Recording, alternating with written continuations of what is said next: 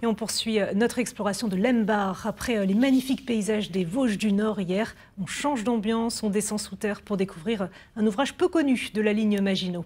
Visite guidée avec Loïc Schaeffer et Jérôme Gosset.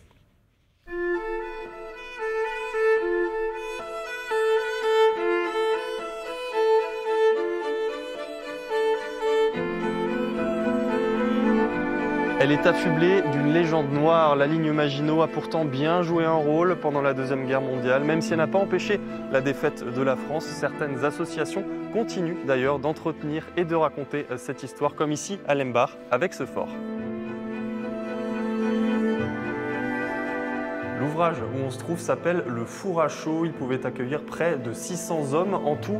4,5 km de galeries, vous voyez, c'est un véritable petit labyrinthe dont 1,5 km est encore ouvert à la visite aujourd'hui. Alors au cœur de l'ouvrage, on trouve aujourd'hui un musée avec des armes, des uniformes, des affiches. Joseph Hensley, vous êtes le président de l'association des Amis de la ligne Maginot. Pourquoi le Four à Chaux d'abord? Pourquoi ce nom? Alors le Four à Chaux provient en fait d'une colline de roches calcaires dans laquelle a été creusé l'ouvrage. Et au début des années 30, il y avait à l'entrée du village une carrière de calcaire civile et un four pour fabriquer de la chaux vive, d'où le nom civil de la colline et de l'ouvrage, le Four à Chaux. Dans l'ouvrage, il y avait 580 soldats. Pour couvrir environ 20 km de frontières à l'extérieur, il en eût fallu 10 fois plus. Donc c'était pour économiser des soldats. Des hommes qui se rendent aux Allemands le 1er juillet 1940, 9 jours après l'armistice. Le fort, véritable ville souterraine avec des cuisines, des dortoirs. Ce sont des chambres qui sont sous terre, qui étaient occupées par les soldats. Et un quartier général. Ici, on arrive dans le poste de commandement. Donc, tous les ordres qui venaient de l'extérieur des postes d'observation étaient regroupés ici. Et à partir d'ici, on calculait les coordonnées de tir qui étaient transmises vers les blocs de combat pour préparer les tirs.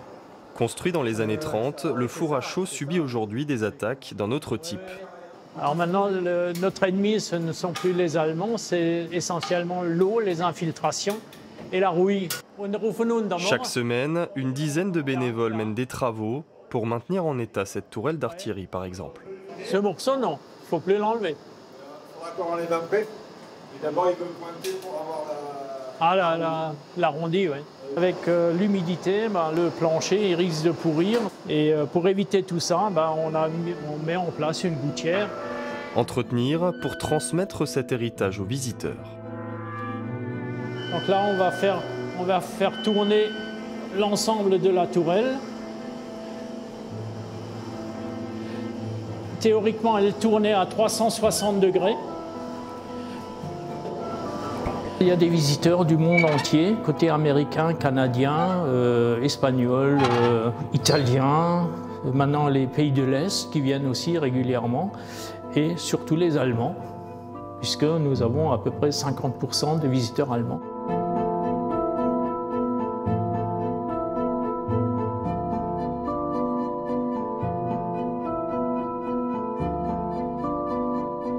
Demain, on quitte l'univers de la guerre en rencontre avec une créatrice de mode qui fait les plus grands salons du monde.